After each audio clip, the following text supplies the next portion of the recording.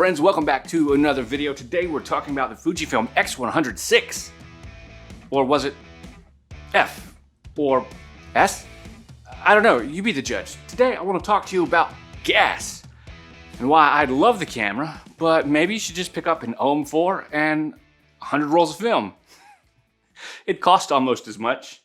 Today I really want to talk about the FujiFilm X series as a whole and why the new Series 6 is absolutely amazing, but it's probably a lot more than what you need, and who's actually influencing you in the first place.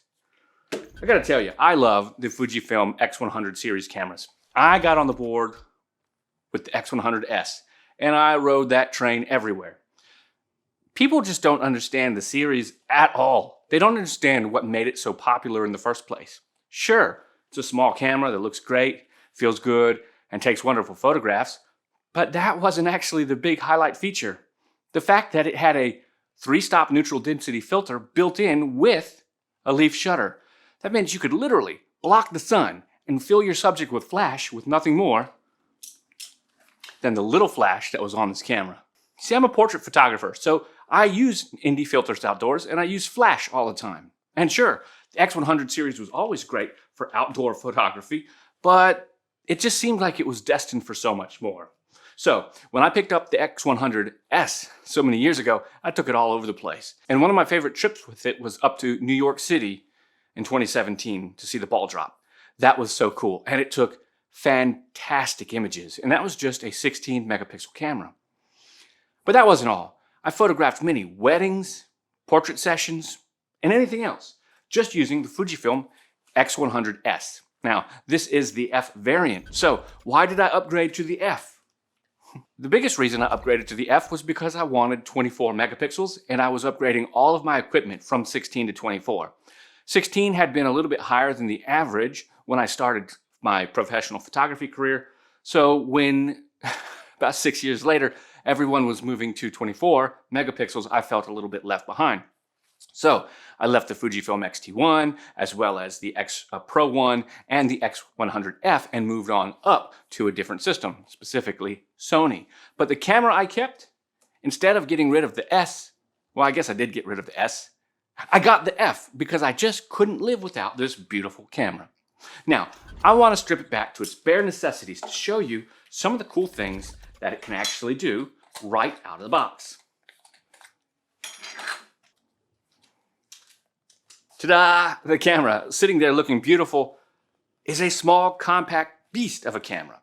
It was the same when it was the X100S, when it was the X100, when it was the X100T, the F, the V, and now the Series 6, the 6. And the reality is, you can't go wrong if you get one of these cameras. Sure, there are lots of different upgrades, but the point of the camera isn't speed, it isn't even megapixels like I talked about earlier, it's about creativity. The highlight features you already know about, JPEGs, you know about the internal film processing that's done all on camera, and you know about the ergonomics. Other than some small changes to buttons and knob placements and things like that, everything really is streamlined throughout the entire series. When we talk about the camera itself, we're actually talking about one core set of principles. Easy creativity with built-in flash and leaf shutter so that you can use that built-in flash to block out the sun and take beautiful, filled portraits and turn day into night. Those capabilities with the electronic shutter that goes all the way up to 1/32,000th of a second, which I don't ever use, the manual appeal, and that beautiful hybrid focusing right there, the viewfinder, all of these things are exactly what you're looking for when you want to get away from complication and just sit back and photograph. In fact, you can shoot this just like film. So let's talk about things that help us tell stories. Yeah, that's a better way to begin this section anyways. This telephoto converter and the wide angle that goes along with it is absolutely great. This gives you a 50mm equivalent, beautiful lens right there, see it all the way through, and it just screws right onto the front. I shoot in RAW, so it doesn't really matter so much if I turn on or off the telephoto converter. It just changes some of the frame lines.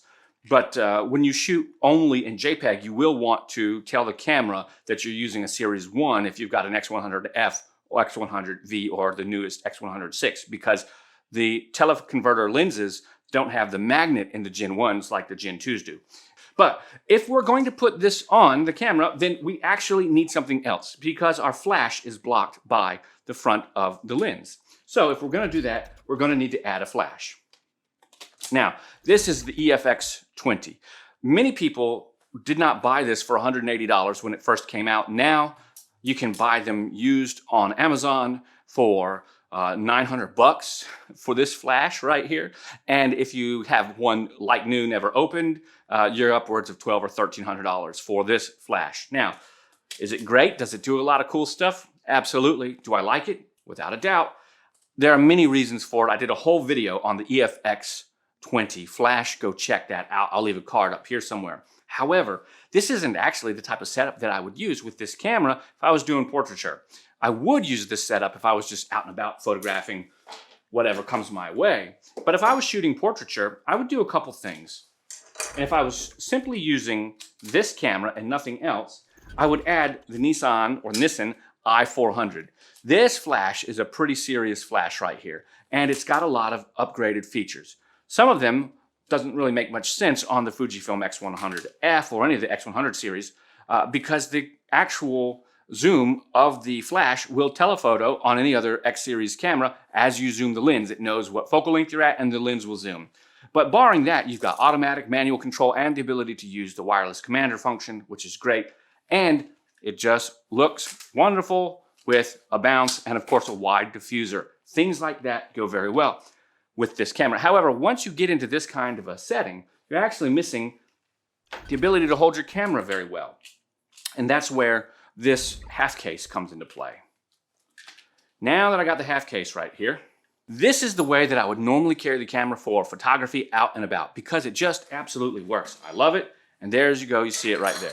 We have a couple of things that we need to do. We got to put a lens filter on there. And for a lot of my photography, I use a black mist filter because they're great, especially with portraiture at sunset, at sunrise, things like that, especially at night.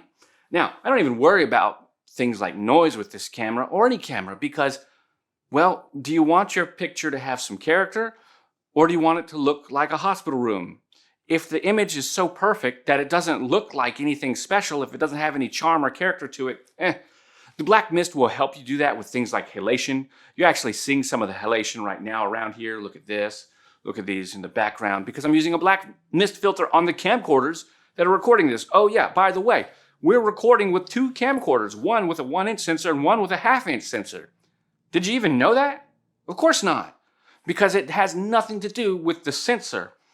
It has to do with storytelling, just like with camcorders. And this is what I think camcorders taught me more than anything else about photography. Camcorders have such a small sensor. Many people try to beat the low light problem by opening the aperture. So ask yourself this question: where does noise hide? Does noise hide in the bright areas, the highlights and the midtones? No, of course it doesn't. Noise hides in the shadows. And so what are you causing a problem with in your picture when you have a small sensor, or any sensor for that matter, and you can't get your aperture wide enough to let in enough light to bring the highlights up to a respectable level for no noise? Well, what are you doing? You're introducing noise by raising your gain. That's my point. What happens when you stop trying to find the brightest part and you decide you're only going to work with that negative energy that's left in the frame after the highlights there? The dark, the negative space, right? Not everything that can be seen, that low frequency noise, the stuff where there is no detail, where the imagination sits. That's what I'm talking about. No camera can get that for you. And if that's where we've gone in this conversation, I ask you again, for the price of the brand new FujiFilm X100 Mark VI, why not just get an Olympus OM4 and 100 rolls of film? Black and white film, some color film, try out some stuff. You would learn so much more. On that same note, Lomography just came out with a brand new 110 camera, the Lomographic or the Lomomatic 110. That camera's 120 bucks with the flash. The all stainless steel one or aluminum one's 150 bucks. It shoots 110 film and it is probably the sexiest thing I've seen. That's what I want. And I hope when you think about what we've talked about today, that maybe you'll want something more out of your brand new camera than just the hype that someone tells you. Guys, if you want to continue to increase your creativity in photography, check me out. I got different videos coming out on Tuesdays and Thursdays, everything from audio gear, using cameras, camcorders, weddings. I do it all. And I'd love to have that conversation with you. If you like this video, please don't forget to like and subscribe. Remember, I will catch you all on the flip side. Bye for now.